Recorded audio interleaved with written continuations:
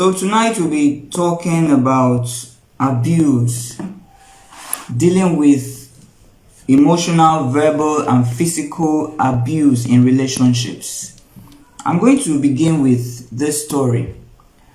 Someone told me years ago about he's quite mature now, but he was younger then. He was a child when he had this experience.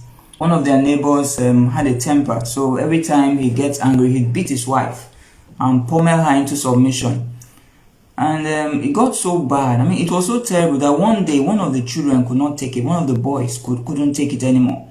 So as this man was beating his wife and dealing with her seriously, the boy took it up as a challenge and he held his father and he made his mother escape. He held his father and then it was like he wanted to fight his father, and the father was so angry. In that rage, he beat the boy, and they were struggling. So the boy took off. The boy ran away. Yeah, thanks, Tina. I can see here. Thanks, Emeka.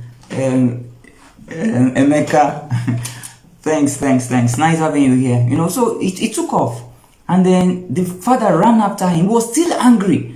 He ran after the boy. As the boy was running, the boy tripped and fell into a gutter. The father jumped into the gutter with the boy and beat him, hit him seriously, hit him on the head until the boy died. So that is abuse. It's a rather extreme story, sad story, but sometimes after they've done what they want to do and they've killed somebody or hurt somebody, that's when their eyes suddenly open and they begin to say, hey, I didn't know, it was the devil. The devil was there minding his business when you were doing what you were doing. So that is an extreme form of abuse. So that's what we're going to be talking about this evening. Now, what does the dictionary say abuse is? One of the definitions is, to abuse someone is to treat the person with cruelty or violence, especially regularly or repeatedly. So when you have a pattern of abuse, that person treats people with cruelty or violence, especially regularly or repeatedly. So most times when somebody says they are in an abusive relationship or they are suffering abuse, it's usually regular. It's not one-off, because it took that abuser time to get to that level. And then what exactly is a relationship? What exactly is an abusive relationship? An abusive relationship abuse in relationships is a pattern of toxic behaviors that exist in an intimate or romantic relationship. More especially, abuse in a relationship involves one partner behaving in a malicious or manipulative way with the ultimate aim of gaining control and power. So it's quite ironical for you to say people are in a romantic relationship or an intimate relationship and then there is abuse in it. It's strange because you love somebody, you're not supposed to abuse them, you're not supposed to go violent with them. But that's what we see here. So the aim of abuse or the abuser is to gain control ultimately. That's what it's all about. The person doesn't necessarily hate you. The person gains control, and whatever stands in the way of that control or that power, the person feels it's a challenge to who he is. Maybe a woman challenges him, he beats her into submission because he wants to gain that control. So that's an idea of abuse in relationships. Now I'm going to be sharing with us 3 different kinds of abuse tonight. For the purpose of this discussion, we'll classify them into 3. Some people actually classify them into much more, maybe 4 or 5, but we'll try to merge them into 3 and we'll move on from there. So the first one is emotional abuse. The second one is verbal abuse. And the third one is physical abuse. Emotional abuse 1. Verbal abuse 2, and then physical abuse 3. Emotional abuse is the consistent denial of your rights to express your feelings. It is also the violation or ridicule of your most important values and beliefs. So I'm going to explain this. When somebody consistently, for instance, a husband and wife, when the man, for instance, consistently denies the woman of her rights to express her feelings, that is abuse. Even though you've not hit her, you are abusing her emotionally. She wants to say something, you shut her down, you don't let her talk, You give her attitude. Sometimes abuse may even come, emotional abuse may come in form of silent treatment. You are giving the person an attitude. You don't want the person to speak. You're tormenting the person emotionally. You're an abuser. So it's a consistent denial of someone's rights to express their feelings. And it's also the violation or ridicule of the person's most important values and beliefs. So let's say your spouse or your friend, if you're in a relationship, believes in God, okay, or maybe the person attends church, or the person has interest in a particular service, and you constantly ridicule that thing. You constantly make that thing look little. You belittle her, you belittle what she does. Maybe she loves singing, and you keep telling her you have a croaky voice, and you terrorize her with that. That's emotional abuse, because the first person to give commendation should be somebody you are in love with. And when that person constantly makes you feel less than you really are, that is emotional abuse. So I'll give you some examples, more examples of emotional abuse. Number one, withholding approval or support as a form of punishment. Okay, so let's say she doesn't agree with you. You guys have issues on a particular topic, and then you begin to withhold your approval. Okay, I want to go to see my friend. I want to go to XYZ place. You withhold approval. I say no, you're not going, because for you it's a form of emotional control, and you're an abuser. It's a form of punishment. You want to punish the person for whatever she did, whatever he did. I used to have these people somewhere around that when the man, sometimes the man comes back and you'll be hearing the woman shouting from inside, go back to where you're coming from, go back to where, that's emotional abuse. When you look at the time and you see the time you're coming back, you begin to, feel jittery inside. You're scared of getting home because the woman will torment you, So this thing is both ways. Both men and women can torment people emotionally. Another example of emotional abuse is criticism, belittling, or name calling and yelling. Yeah, so you have people who call their husbands or their wives names, mostly men in our culture.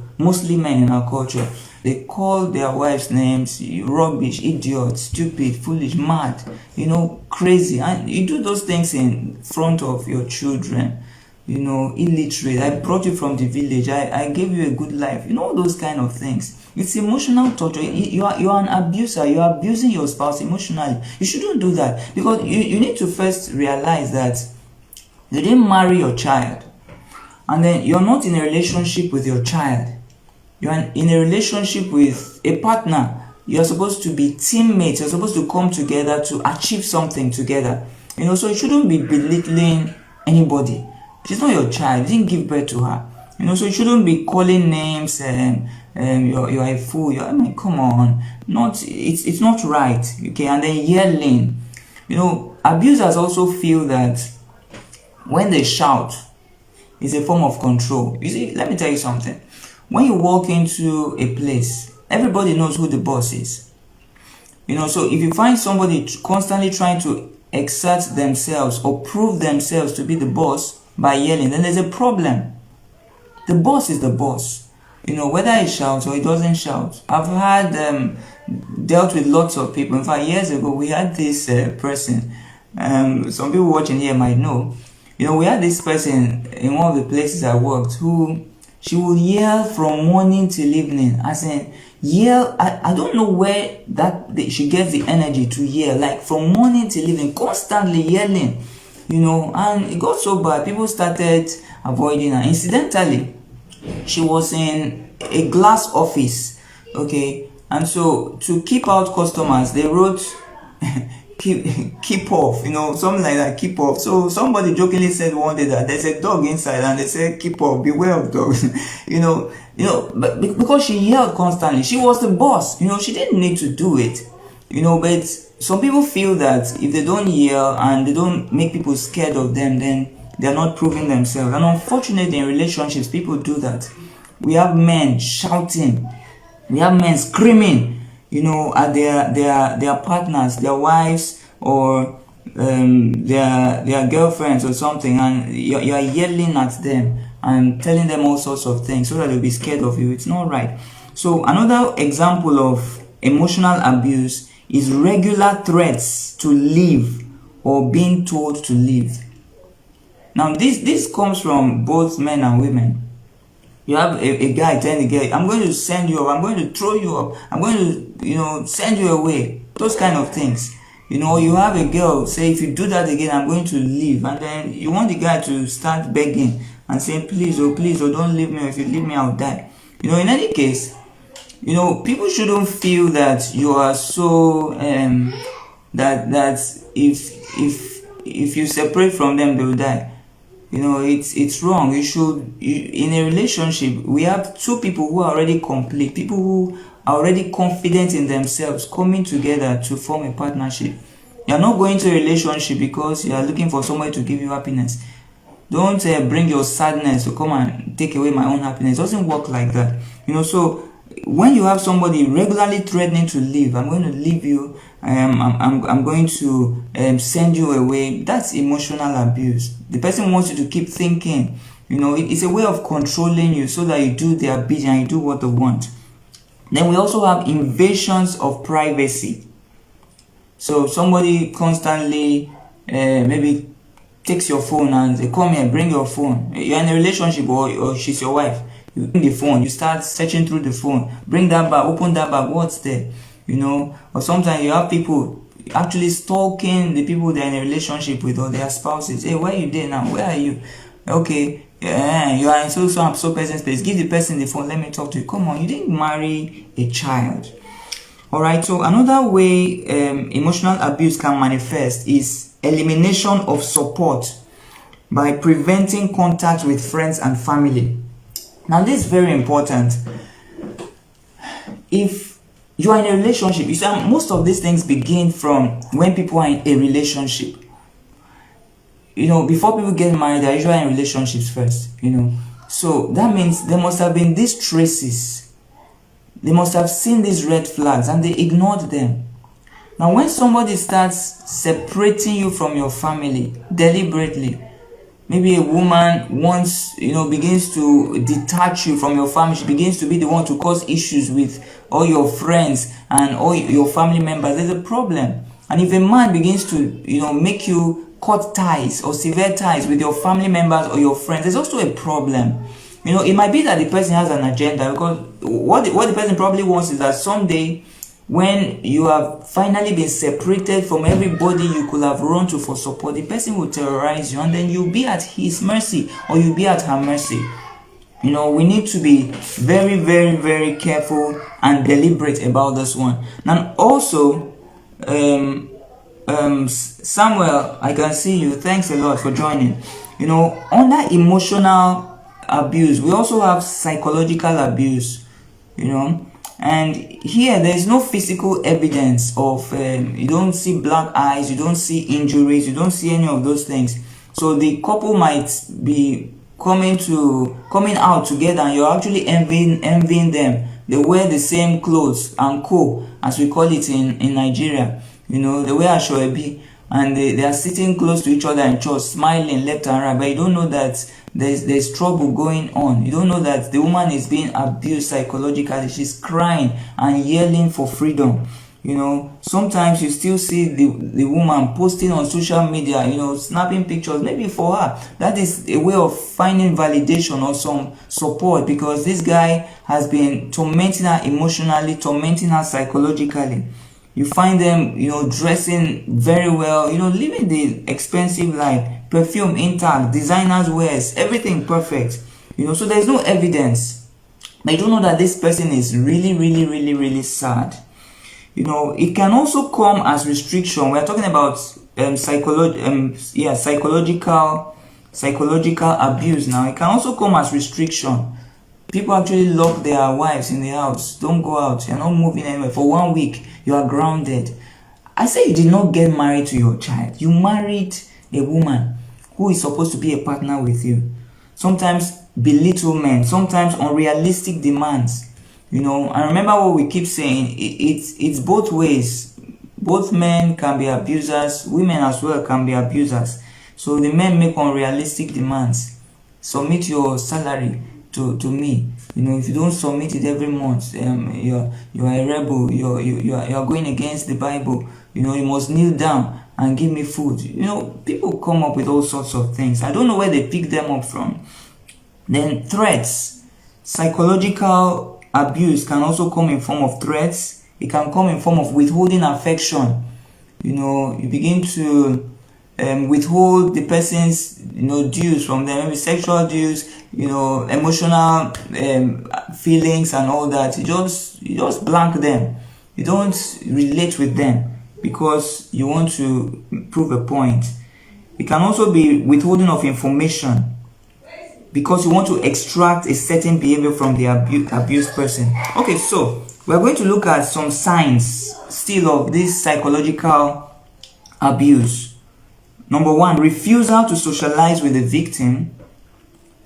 Taking car or house keys from the victim to prevent escape or safety. So the person might just decide not to talk with you. Imagine a man and a woman stay in the same house and you're not talking with her for 1 week or for 1 month. People, these things look extreme, but they actually do happen. They do happen. People don't come out to say it outside, and you're looking at them when they come outside. How is everything? Everything is fine. People have their secrets, dark secrets in going on in their homes and in their lives, and they need help, but they don't talk. So someone might refuse to socialize, and someone might actually take the car keys and tell the woman she's grounded. Take the house keys, lock her inside. The other day I was hearing of one where the woman was stabbed. Anytime they have a disagreement, the man will withhold money for food from them, and so the woman starts with the children. What kind of thing is this? Sometimes psychological abuse, another sign, can be threatening to take the children away. It can also be ignoring or minimizing the victim's feelings. So even when the person tells you this what I feel, I need help and all that, you don't listen to them. That's very, very sad. All right, we are appreciating our questions, as we move on. I see a comment here from a couple of people. Somebody says here, Jamo Jemison says, I think 80% of male abusers are guilty of physical abuse, while 80% of female abusers are guilty of emotional and verbal abuse. You are spot on. Thank you very much. Thank you very much. All right, so we'll be talking about verbal abuse now. Verbal abuse. Verbal abuse is another form of abuse with overt and obvious evidence. While some are practiced in secret, some are practiced openly when no one is around. Many verbal abusers become comfortable making statements around friends and family and in public places. Right, so we have people who kill others with their mouths. They kill them verbally. They say all sorts of things. Sometimes they say it when nobody is around. When you come in, they pretend as if all is well. Then when people are away, they begin to say all sorts of things, insult the woman, or maybe the woman insults the man, And some people's mouths are toxic. They'll tell you things and then you prefer to go and hang yourself. So that's verbal abuse. Then sometimes verbal abusers, they even do it in public. It gives them some form of power. So maybe a man, talks down to his wife or talks down to the girl he's in a relationship with, shouts in front of people, why can't you do things right? And his friends are there and people are laughing. That's utterly wrong. That's verbal abuse. You're running down that person and you shouldn't be. It can be repetitive comments to loud, angry shouting meant to belittle the one on the receiving end of the comment. So you might want to just belittle the person. So you never get things right. You never do things well. And it's you that does everything very well, Mr. Perfect. We had one man years ago that always believed every other person was wrong. So we gave him a nickname, Mr. Perfect. After that wrestler of that year.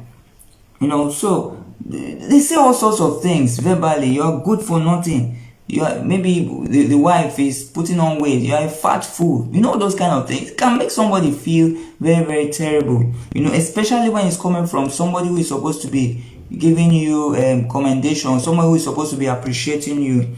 You tell the person you're not good for anything. It's only to be doing X, Y, Z. All right. So let's go to physical abuse. Number 3. Let's go to physical abuse.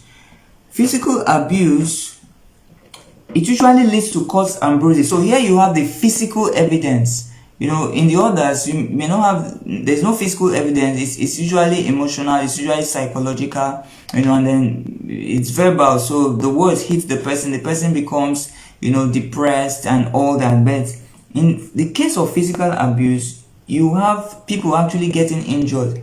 You have cuts, you have bruises, you have other long-lasting forms of evidence.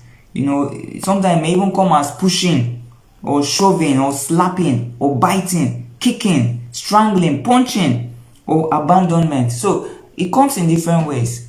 Like I keep repeating, abuse is not gender specific. It doesn't come through men alone. Even women abuse. There are cases where when I was doing research, I saw a song, you know, where this man was saying he was lying on the floor, he had been injured. What's that song? Okay, if I remember, I'll tell you. Pulling Teeth, also by Green. All right, and you know, he had been injured and cut, and he was bleeding, and you know, so in this case, the woman was the oppressor, the woman was the abuser. So you have women who are actually very, very violent, and they could take a knife and slash the man at the least provocation. The other day, they were telling of one woman that just broke bottle and stabbed somebody. You know, so you have people coming from different ways. It's their own way to exert control.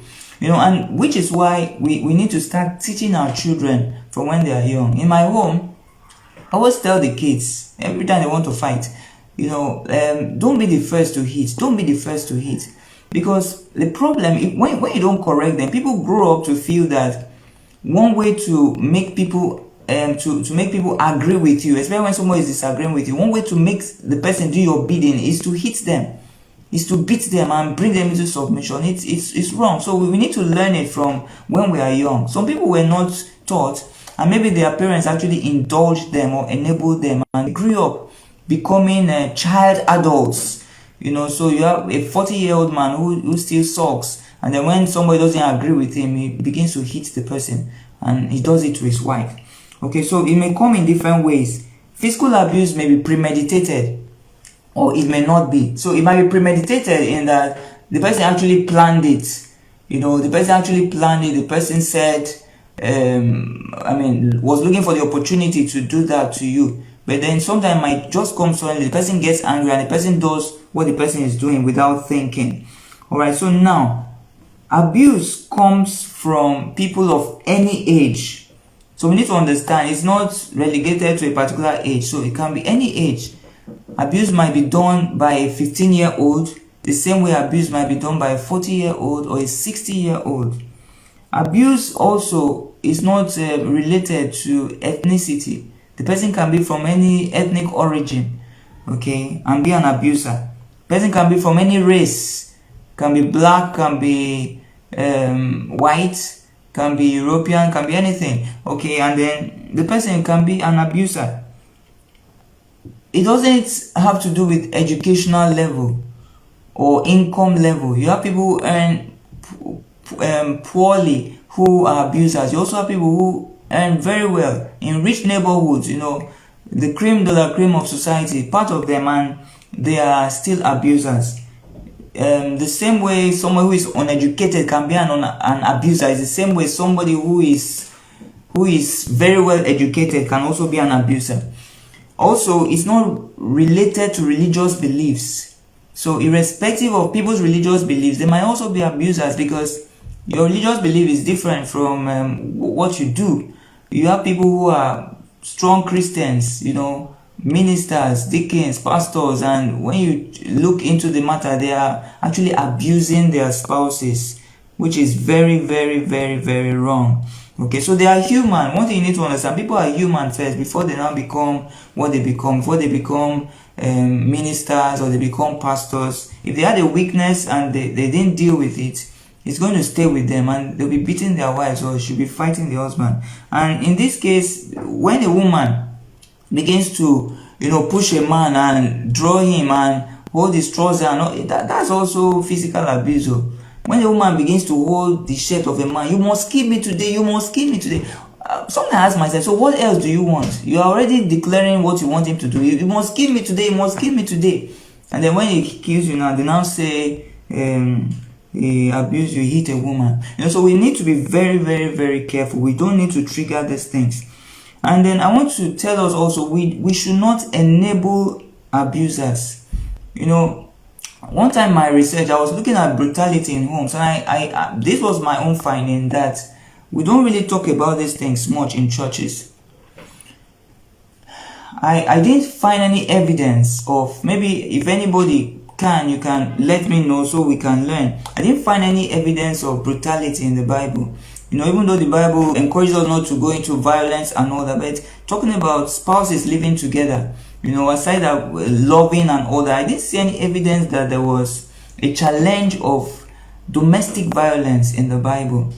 So I also discovered that in our day-to-day, people don't really talk about these things in church.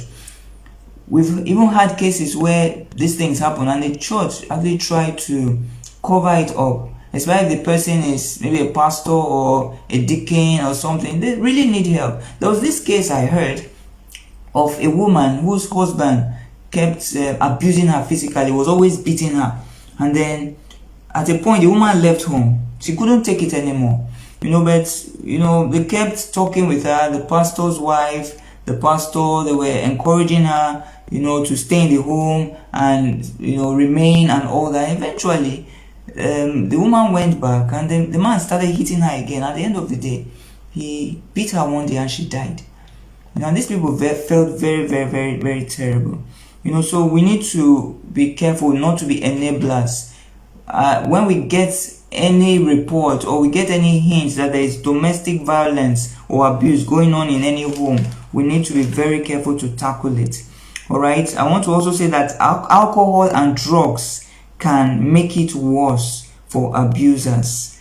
If someone is on drugs or if someone takes alcohol, it might actually make them abuse, the other person more. So we are beginning to round off now. Then we can take questions or comments if we have any. Remember to tag your friends. Remember to share this video so people can learn and partake.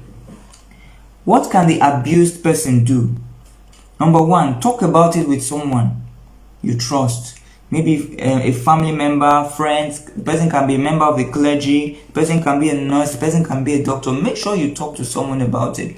Because what I discover is that most times abusers, they hide. They don't want people to know what they are going through. Rather, the abused don't want people to know what they are going through. So they hide it from their friends. They hide it from their family. So you see them with black eyes. They cover it with makeup. And you ask them what's happening. They tell you nothing is wrong. I'm fine.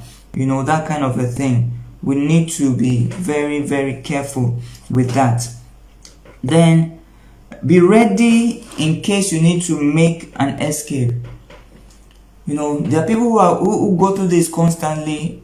Maybe a man keeps beating the woman, then he locks her, in the house. Sometimes the neighbors come, sometimes he locks them out, and nobody can come to our rescue. Be ready to escape. If it gets to the point where your life is at stake, be ready to make an escape. So get your papers, your documents, get them handy, whatever you need to get, bank records, birth certificates, academic certificates, whatever it is you need, get them ready. But if your life is threatened, remember that your life is more important and valuable than all those things you want to take. So if you need to run without anything, please, by all means, do. Then be empowered. I was talking to someone earlier today. She deals with a lot of cases where women are abused and all that. And one of the key issues is that many of these women are dependent on the men, financially dependent. So when the man threatens them, he withholds things from them, withholds money, withholds everything. And remember what we said earlier, because he has already made you severe relationship with your friends, severe relationship with your family, he has broken your SIM self and giving you another SIM, so that you don't contact anybody. Because he has done that already, now you are stuck. He's everything that you have. So no matter how he treats you, you can't run away, you can't go anywhere, you don't have a job, you don't have a source of livelihood, and that's terrible. So no matter what, family is family. Especially if you have a good family, stay close to your family. If anybody is trying to make you sever ties with your family for no genuine reason, that person is a suspect. Don't encourage it, don't support it, don't foolishly follow. And then if you find that you're abused, get your family involved. You can go to a shelter, you can go to a family member's house if you have to run. Remember what we were saying? I told someone the other day that God wants you single and alive rather than married and dead. And the sad part is that some people are even in relationships, are already going through this thing. Years ago in the university, one day we had this boy beating his girlfriend. She was staying with him and he beat her black and blue. I mean, someone is not married to you and he's beating you like like you're a slave. And you think that would have knocked some sense into the woman or the girl. Some days later, they were busy playing love again, back to square one. So if someone at that stage begins to feel that the way to control you is to beat you and you accept it, there's something wrong. It means you don't know your worth. You don't know your value. You feel that your value is to be beaten and to be subject to a man. That is very unfortunate. Okay, so another thing is you get a lawyer involved, or get, in Nigeria, you have a Ministry of Women Affairs. Just seek help, cry out. Don't keep quiet. Cry out. Don't die in silence. A lot of people are going through these things, and their fear is stigma. Okay, they will now say, this is happening, or I will make the man. I will now give him a bad name in society. You are protecting the man and you are endangering your life. You shouldn't do that. Also, refuse to lose your mind. No matter what, stay focused. Hold on to your dreams. Hold on to your hopes. Life can be better. Life will be better. Don't let anybody make you feel any less than you really are. And then people come up with all sorts of excuses because, the abusers can beg. When they beat you or they do all those things and maybe the woman leaves, you go and beg and buy things for her to bribe her and all that. When she comes back, it looks like everything has returned to normal. One day it starts all over again. So these things are deep-seated. Sometimes these people need to go to therapy. They need to be helped. It's not just apology is not enough for somebody who has hit you. Do you know the process it takes for somebody to hit you? The person must have thought through it. Somebody who you are in love with now raises his hand to hit you, or takes a knife or takes a stick and hits you. And that's terrible. Apology is not enough. You need to be sure that the person has gone through therapy. You need to be sure that the main issues have been addressed. Maybe he was a child or brought up as a spoiled brat who always got what he wanted. And so when you disagree with him, he feels the best way is to fight and to hit you. Those issues need to be dealt with. You need to really, really be careful. So sometimes he buys you things, he now begins to show you love, he buys you a car, takes you on a vacation and all that. Those things don't solve the problem. It's going to raise ugly head again. So except the issues are resolved, the abuser is going to continue doing what he's doing. Abusers usually use mind games, and sometimes they make you feel guilty. For instance, they'll tell the person that they abuse. The abuser will tell the abused now that, see what you made me do now. You are the one that made me hit you. I mean, come on. So he's now saying you are responsible for what happened. And then you find the woman or the abused person actually feeling like, yes, I was the one. It's because of the way I talked to him. That's why he hit me. Nobody has any justification to hit you no matter what. At worst, it will get to verbal exchanges. But for someone to hit first, that's wrong. That's wrong. You should be able to control yourself. Alright, so I want you to, just put this up in the comments. I'll be wrapping this up very, very shortly. But I just want to ask a question. Do you think religious organizations are actually enablers of abuse? Do you think religious organizations enable abuse? And then, have you had any experience you want to share, any case about, maybe not necessarily your own case, maybe some other person that was abused? You can share with us so we can learn. And then, what are other things that people who are abused can do? Please also share with us in the comment section. Then what can we do more to help people who are going through abusive relationships?